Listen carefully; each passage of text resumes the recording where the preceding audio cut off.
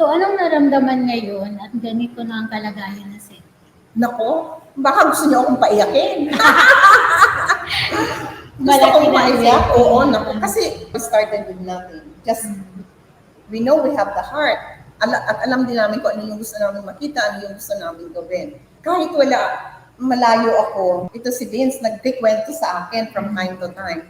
Oh, impressed na impressed ako. Wow, wow, wow. So sabi ko sa kanya, you know what, one day, gusto kong makita yan.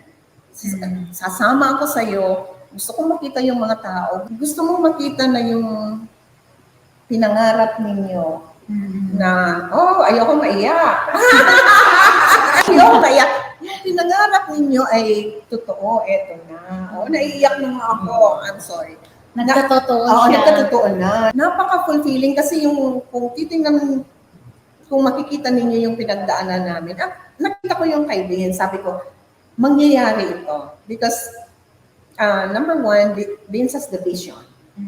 Very clear yung vision niya. Tinitingnan niya yung kabuuan. Paano talaga maahon sa kahirapan yung gusto natin tulungan. Very inspiring, nakaka-inspire, nakaka-proud. Proud mama ako. Kasi parang anak-anak namin siya noon. Proud mentor ako. I hope more success sa Sandy. Kasi marami pa siyang plano.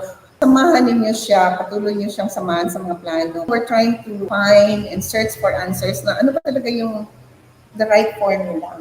Para maahon natin yung kahirapan. Nakikita ko na with you around, matutulungan yun mas lalo si Vince na mangyari lahat yun, yung dream niya, yung vision niya.